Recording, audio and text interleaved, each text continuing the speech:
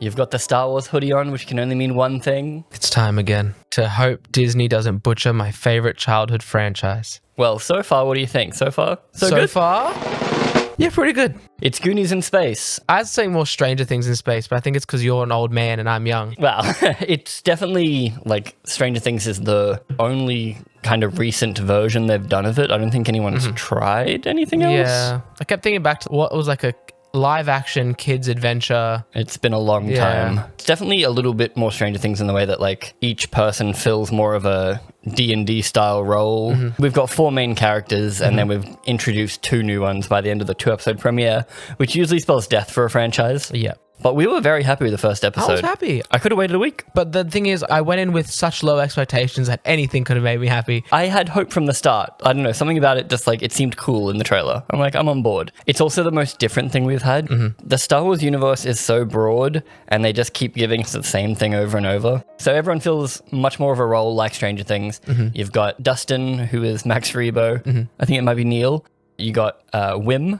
Yes. Which he does something on a whim, but it's also super helpful because he's in trouble with his dad, so his dad's constantly yelling like Wim. So I'm like, because I'm terrible at names, but Wim is like the Finn Wolfhard. Yeah. I dump your ass. Boo, that's my favorite meme. We don't have a Will Byers because we don't have like too much of a mystery in the first episode at least. Well, we have Tough Chick. We got Tough Chick and Tech Girl. And Tech Girl, but I feel like Tech Girl hasn't really shown a lot of like emotion enough to be put into a category. She's just like the hacker. She's the 11. Like, she's the 11. She kind of just like goes along with what like Tough Chick does. Yeah. And she's like good with technology. She probably isn't there more to give Tough Chick someone to look after. But she doesn't have a personality yet. Is what Yeah. I mean. Like, I can't really put like a character trait on her. You didn't realize how loving she is when she like poked the pet in the nose in the second episode? No, I'm more thinking like in like scenes where she's just standing in the background like this because she's a child actor or they didn't give her direction. So it's like when they're excavating the door. The Jedi Temple. The Jedi Temple. She's just like standing in the background like this while Tough Girl's talking. I was like, oh. Well, we haven't seen her home life either. Speaking of child actors, how do you think they did? I mean, they were good actually. I think Tough Girl, she seems like she's the oldest. Yeah. And I think she has the most character so far. I feel like people will say it's Wim, but it's not. I think she has a lot more going for her as like, you know, rebellious kid of a leader figure on her planet. The world is kind of set up for her, but she wants to be rebellious, but she's still an achiever. She's going to be more of our main character focus, whereas Wim is like used to get us into the adventure. Yeah. Because he's whimsical. He's going to drive the adventure forward / like cause more problems. They're not as good as Stranger Things. Oh, yeah. But I think it's mainly because the Stranger Things crew was together all at the very beginning and they were like much more into play because they'd known each other for years. They know each other. They're like making fun of each other. Yeah, they were like, ribbing each other, whereas these guys, like, it's Neil and Wim know each other. Tough Chick and Tech Girl have only just met them, so it is good interplay. It's still like Stinky Boys and the Yes, I do enjoy that girls. They're sticking to that style. I like that. It's very 80s coded, however you want to say that, but I think they nailed the 80s theming, like the interior of all the houses. It's like the this perfect feels blend. like I really like an enjoyed that. old school Star Wars set. It's like they did good. This feels like kind of like an Alien, vibes, or it's like, okay, they put effort into making this seem like a future house. Yeah, the only thing I'd say visually is it's a bit too clean, just like every other recent Disney Plus thing. There's no grit. Well, I think that's what it's supposed to be so far. Is like they come from a perfect, pristine, everything's looked after. But even in the space scenes, like the intro with like, they're meant to be it's meant to be a gritty battle scene because we open on some pirate ships, which I really enjoyed the execution of that. And it kind of shows you immediately it's not just for kids because some guy just gets shot in the eye. I think you were like the intro is playing and you're like, I wonder how like kiddie this is going to be. And then someone like turns and gets their eye shot out and you're like, oh yeah. Yeah, it immediately starts with the ship floating slowly through space and then just like the pirate things go in them. I love that kind of space pirates. In Metroid, I think it's Metroid 2, but they have these drop ships that like launch into another ship and then like tear open the hull. And ever since then, I've been like, I'm in love with ships that attack other ships in space. Like FTL or something. Yeah, like angry space invasions. Love it. That looked really good, but it was too clean. Like it was still like, it was dark and like lights were going off, but I don't know, no grain, no grit, no atmosphere. It's just got a bit of a shine to it that I wish they didn't have. Because like, if they're going with the 80s nostalgia, you're right. I do like the clean world, But when you're referencing 80s nostalgia, I feel like you need a bit more of a look. Yeah. Like a bit more of a camera And it would look. probably work good for the show if they showed how harsh of a difference it was, if they really like cut between like make it beautiful, but then whenever you're dealing with like space pirate stuff, it's like even change how it's shot a bit. Yeah, use different lenses or Use something. different lenses, just make it seem like, whoa. Instead, it's kind of just like it's dark in the pirate lair. The space battle, the very classic Star Wars pan up from a planet, space battle, pirates kill a bunch of civilians, and then not Jude Law, Not Jack Sparrow. gets mutinied because he failed his crew again, and they can't find anything to plunder. They homage Star Wars A New Hope. As there's the invasion happening, they're all staring at a door. It's cutting between like the single people behind cover. Everyone's like waiting.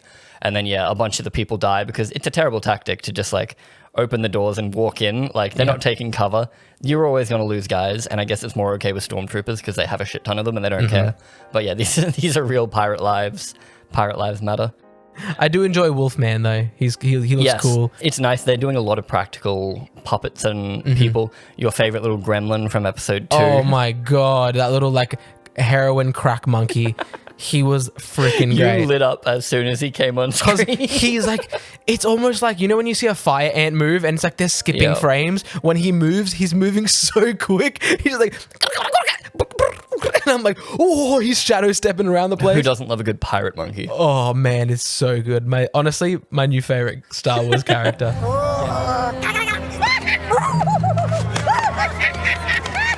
Yeah, Jack Sparrow gets mutinied because... He's not plundering hard enough. Yes, they find one Republic credit. So Wim is playing Star Wars figurines on his bed, which is fun. It's very much like it's an 80s movie starting with like a kid playing with Star Wars figurines. Yeah. And they just ripped that straight out of it. Not too much happens. We get a little bit of character building between him and Neil, like they're best friends. Yeah. Talking of Neil, I love him. I love his little face, but it's hard to tell when he's talking. Yes, especially, Yeah, the trunk is blocking the thing that does the talking. But I love in episode 2 where the little girl, boss bitch, her name's getting longer, is like, can you plug his trunk? And he's like, I don't talk from my trunk. And I'm like, fuck, that's so good. So proud of himself. That's so good. And also they're like, aliens. Yes, they're all like shocked at... But I'm like, there's aliens on your planet. Anyway. But no, they're not aliens. They're just like different people. Like, it's fun. Yeah, so he has to go to school. Shenanigans happen. He's late for school one day and decides to take a shortcut. Stumbles across what he thinks is a Jedi temple because he's obsessed with Jedi temples. And he had me believing it was a Jedi temple. That worked as far as the mystery aspect goes. I didn't really know what they were going to do. And then he uncovers a subscribe button. A Jedi subscribe button or a normal subscribe button? He says, Dad, I found a subscribe button hidden out there in the woods. He finds his call to adventure. Yes. We do get a little bit during his school. The mayor comes to... It's like the overseer of something. Yes. I said it was very Fallout-esque where it's like they're in school and it's like time to take the test to see what career you're going to do to help the planet. Everyone, everyone does their part. Yeah, it's all perfect 1940s future, but like in the 80s. So we see the overseer and she says some weird things. Fern's mum, by the way. Fern's mum. Yeah, Tough Chick's mum. She says some things, and when she says it, I'm like, that's a little culty. Like, what's going on here, it's buddy? Like everybody does their part. It's very like Snowpiercer-y. And they look up, and there's like red dots in the sky, and they start talking about the barrier. So they're alluding to this community is more different. Like, it's not just... There's something going on. Literally just like a Fallout vault. Yeah, it's a Fallout vault planet. It looks perfectly fine, but I'm sure there's something mysterious going on, especially because in episode 2 you see some droids being like that's impossible. And it's like, come with us. Basically, Wim lets slip to Tough Chick I'm gonna start calling her Fern. Finn. Wim Wolfhard. Wim Wolfhard. So Wim lets slip to the Fern that he found a Jedi temple.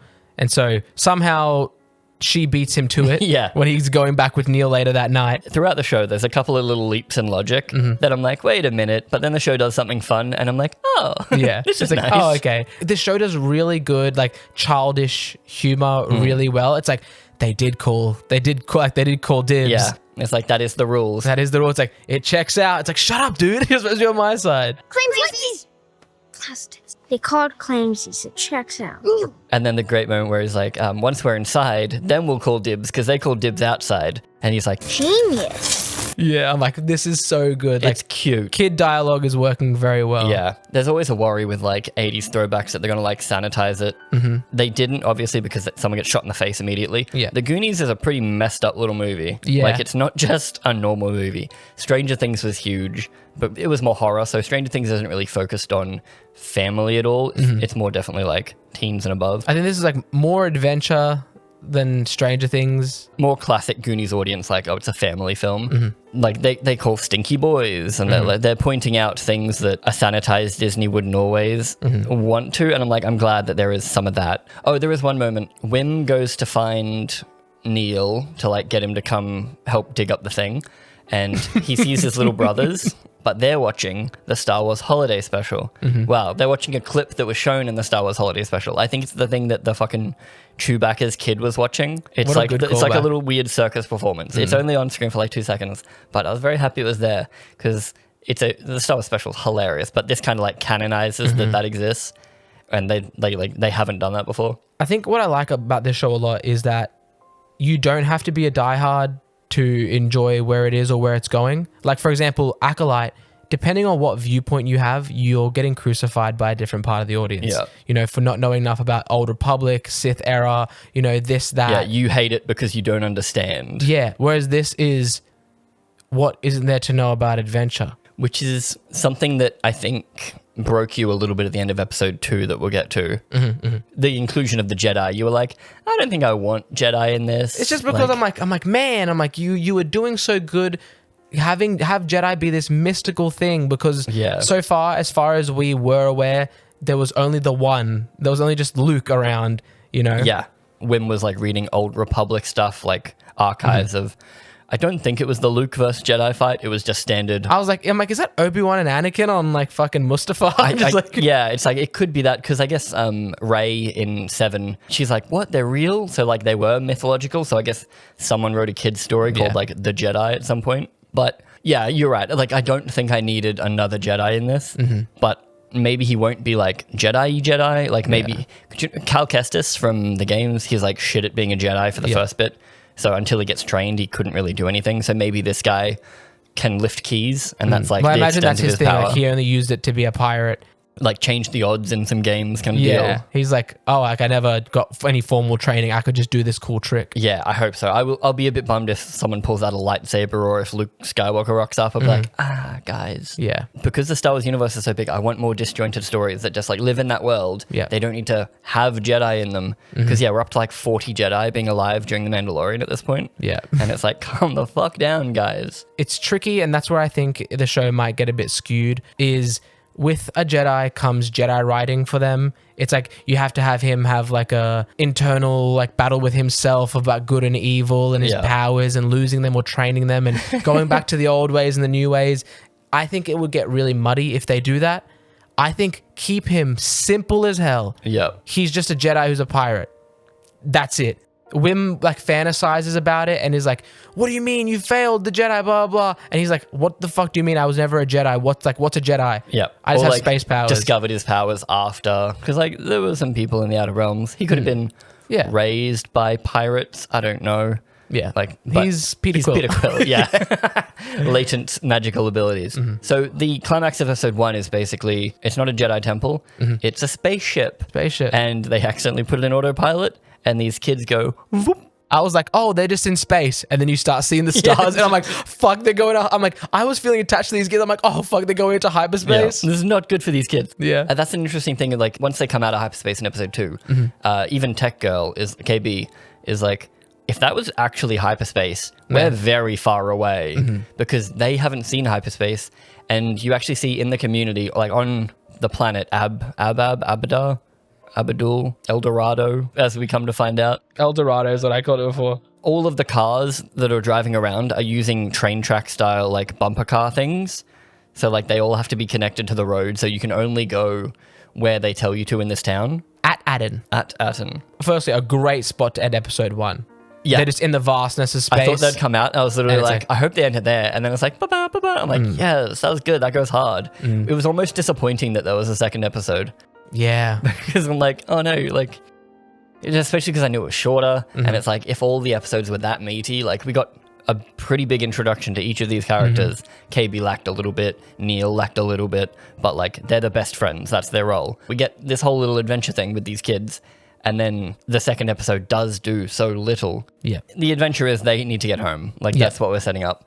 It's kind of annoying because episode 1 and episode 2 both have a good jump into the action point where it's like, oh, they're lost in space.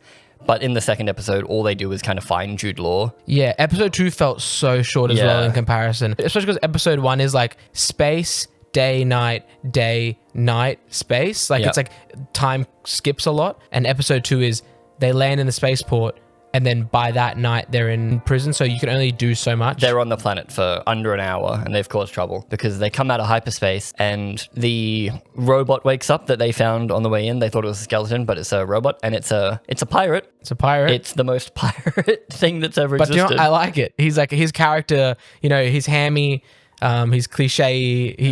I think it gets away with it because it is fun. Like it's just a very fun, whimsical thing. Like you're like, okay, I accept. And also he works well because, and this is my biggest thing that I've harped on about many a time, is children actors don't do well by themselves. They need an adult or adult-esque figure to bounce off or be the strong center point. Which is why Stranger Things has the older sister and older brother. Yeah. So that, you can have them, you can bring them into your adventure because kids can't get away with everything. Yeah. Like it gets a bit ridiculous. Whereas if you bring in an adult, and we now have an adult by the end, the robot rocks up and his name is SM-33, which is Smee or Shmee, which is Captain Hook's right-hand man. Is that what that is? Yeah. Remember Captain Hook from Peter Pan? Shmee is the one in the red hat, in the red beanie. What? Well, he's a pirate. He's a pirate's first mate. He's Shmee. I'm like, that's fun. He's going to take them and put him in the brig. He's like, stowaways. And then tough chick. Back on her home planet, we see Fern mess with her household robot to like help lie to her mum.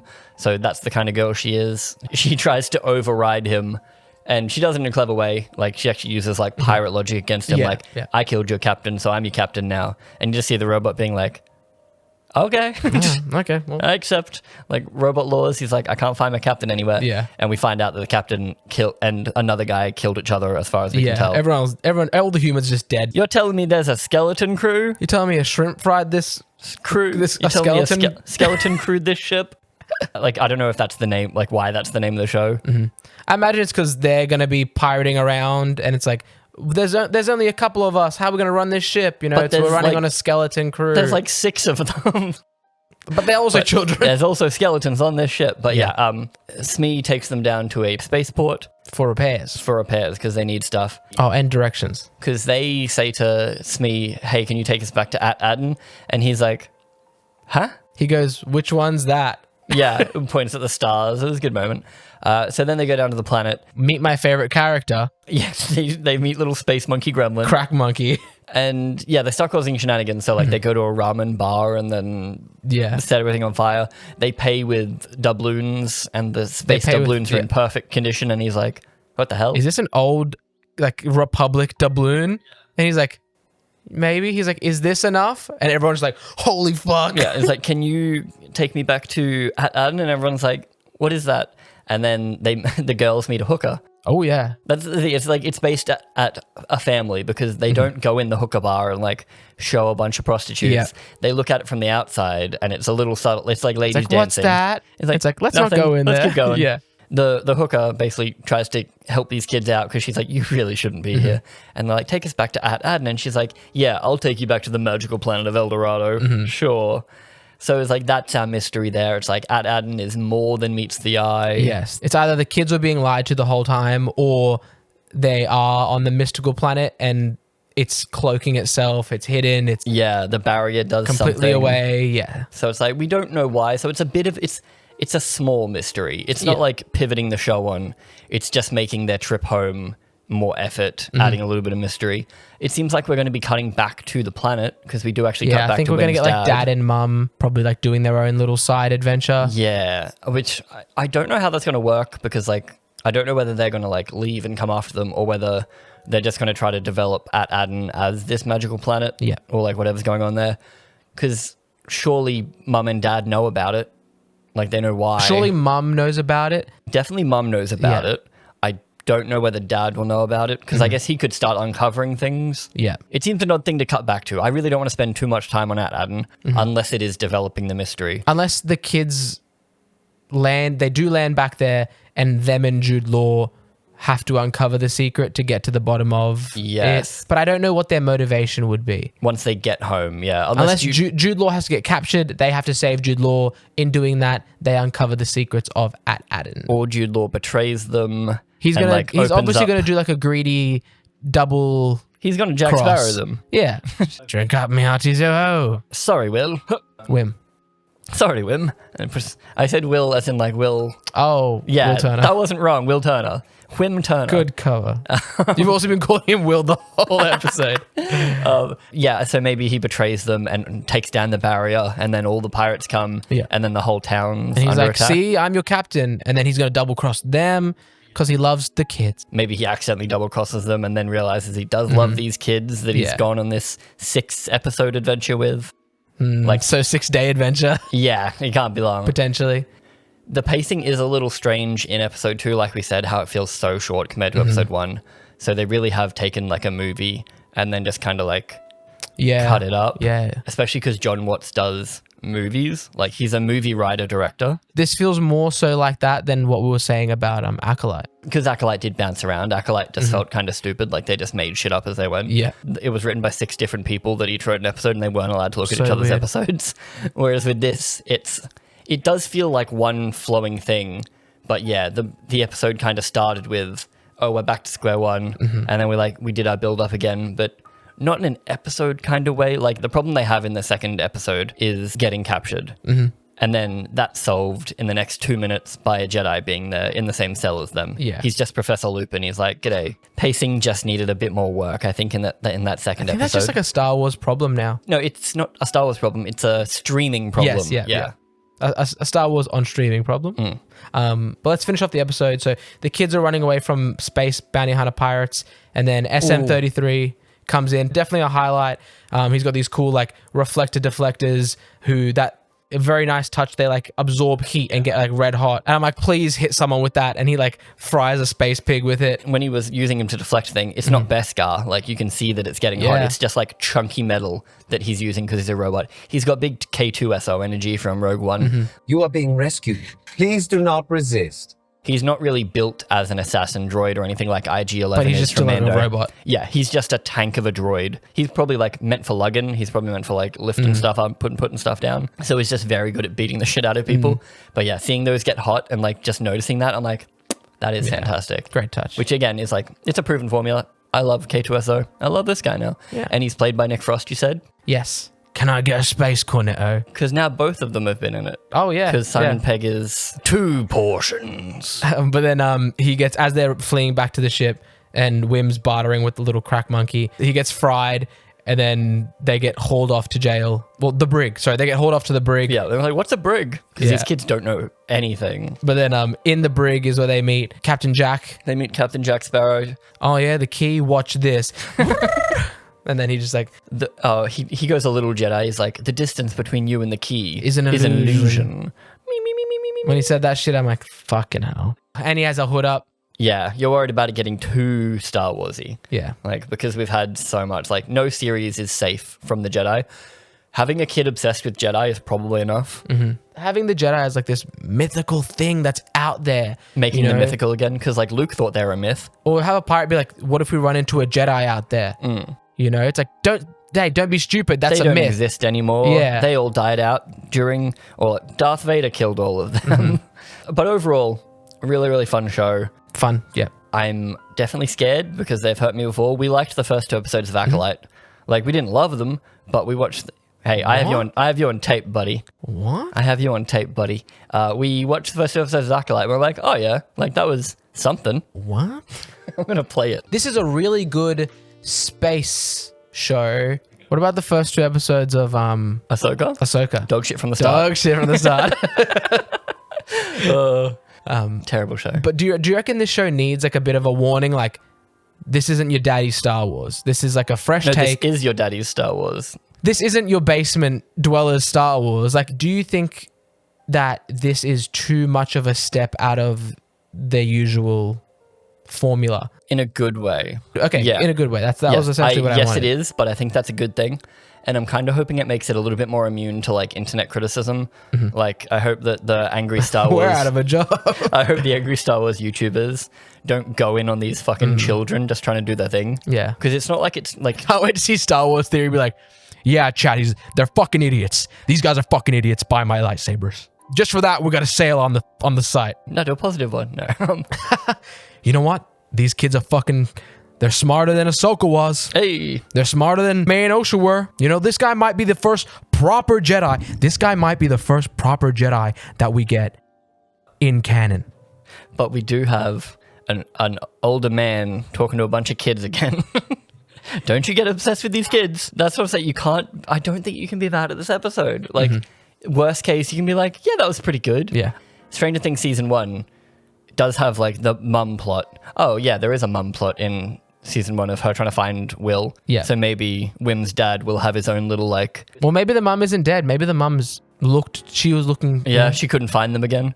But, yeah, I guess it depends how many generations it's been. Oh, God, what if she's a pirate and they find her in space? Oh, God, what if she's a pirate and they find her in space? No. Pulls off her helmet. Jude Law's like... Hey, we never Wim? saw Jude Law's face in the opening. Maybe it wasn't Jude Law. Oh. That was Jack Sparrow pirating, getting mutinied. Maybe it was the mum, and she just had a boy voice on. This is insane. No! God. Don't do it, Star Wars. Don't. They're like, we're rewriting it now. Yeah, so maybe the dad will have like a little Mrs. Byers plot where he's like, my kid was on a spaceship and went, whew, and then the overseer is going to be like, Well, I'm feeling like he's going to be like, I'll take you back there. And he's going to take them back there and there's going to be like... nothing. There's Or, nothing. like, it'll be Or a it'll like- house. it'll be smooth Yeah. or it'll be something there. We'll get a little bit of a conspiracy. That could work. Okay. Yeah. I've talked myself into it. We haven't seen much of the dad. We definitely get a lot more of Mrs. Byers in Stranger Things, but we'll see how they do. Thing is this going to be more Stranger Things in solving the mystery, or is it going to be more the Resident Evil Netflix TV show? We're going to flash forward to they've been in space for 10 years with this old man. They're This not would gonna- do so good with a time jump. No. Fuck. No. I just hope these little kids get home safe. And I hope there's nothing sketchy about the planet. Oh no. Epstein planet. No, I'm looking forward to next week. More than I have with a Star Wars in a long time. So that's something. I'm like, okay, this was good. This was great. You know, very well done. Best thing in a while. But I was like, it's missing something. By the end of episode 2, I'm like, okay, like I'm going to watch this. Whereas with Acolyte, it was, well, time to do my job. Yeah. This is like, I'm actually kind of looking forward to watching this. But yes, I agree. I think they're going to fuck it up. Tell us what you thought of the show. Tell us where you rank it. Also, was the Jedi too much? Let me know what you think about that. Yeah, would you prefer no Jedi? Would you prefer just a solo story? A solo story?